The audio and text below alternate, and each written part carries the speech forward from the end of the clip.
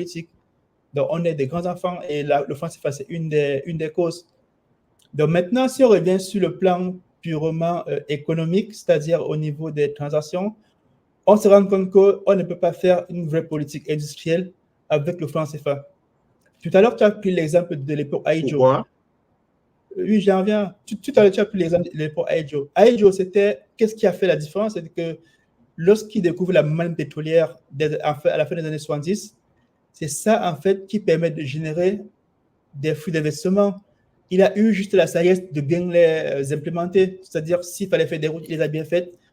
C'est tout ce qu'il a pu faire. S'il fallait faire des bâtiments, il a pu faire. Parce que concrètement, si tu regardes au Cameroun en termes d'infrastructure, si tu sors le chemin de fer, c'était avant qu'il n'arrive.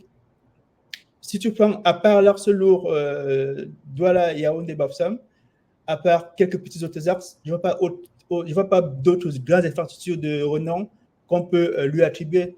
C'est vrai qu'avant, il y avait une impression de mieux vivre parce qu'on était peu. On était en 78, je crois qu'il y avait 4 millions de Camerounais pour presque le même volume de pétrole qu'on a aujourd'hui. Donc, on a presque les mêmes ressources, mais pour 7-8 fois plus.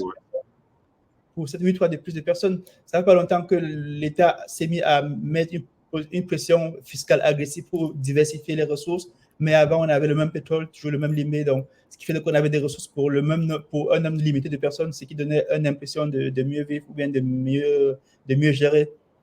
Mais si, à cette époque, on avait une autre monnaie, je pense qu'on aurait bâti une économie beaucoup plus solide. Pourquoi? Parce qu'on aurait été beaucoup plus discipliné sur le plan économique, même sur le plan politique, parce que toute crise politique impacte la monnaie, ce qui fait que lorsqu'on fait des manœuvres politiques, on fait attention. C'est pour ça, en fait, que, par exemple, au Nigeria, le président Tinubu a un peu reculé par rapport à la crise sociale qui est en train de monter, parce qu'il sait que s'il fait un faux pas, non seulement ça va agir sur la devise, du coup, il y aura des effets induits, comme l'augmentation de la dette, plein d'autres effets qui vont se dégrader à la chaîne.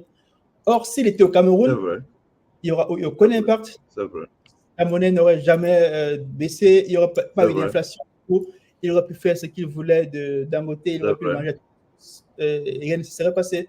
Donc aujourd'hui, lorsque vous suivez les journaux, ceux qui sont dans la rue au Nigeria parlent beaucoup plus de l'inflation.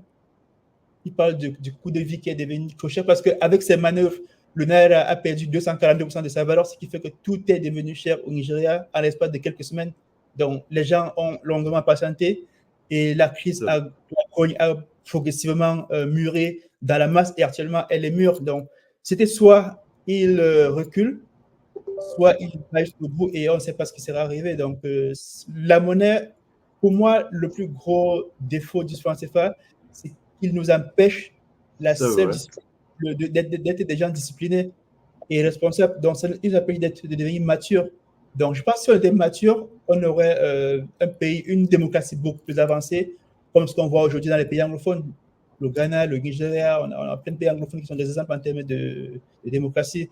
Et lorsqu'on fait des études, lorsqu'on regarde sur la démocratie en Afrique, les pays francophones, donc du franc CFA, représentent près de 75% des coups d'État, en fait. Lorsqu'on fait les statistiques sur les coups d'État, il y a des instituts qui ont fait des études dessus. Donc, on a pour à peine 25% des pays, donc 14 pays sur 54, on a plus de la moitié des coups d'État. Donc, parce que la maturité politique, on ne l'a pas eu, en partie justement parce qu'on a été couvert par ce cocon du franc CFA.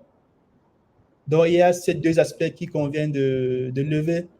Maintenant, purement en matière de politique industrielle, le franc CFA ne le fait pas en fait. Le franc CFA, la BER ou bien la BCAO ont pour principale mission pratique de veiller à la stabilité monétaire. Parce qu'il y a quelques années, ils ont fait un document où ils ont ajouté quelques autres objectifs comme promouvoir l'économie, tout ça, mais ça reste théorique. Il n'y a pas encore d'instrument concret que la BER ou la BCAO, surtout la BER, il n'y a pas encore d'instruments de stimulation de l'économie concrets qui sont déployés à l'attention des usagers dans ces banques-là. Donc, elles restent encore purement sur le rationnement monétaire et sur le contrôle de change et le côté administratif de la monnaie. Donc, ils sont purement de l'administratif à la BR. Donc, on n'a pas une politique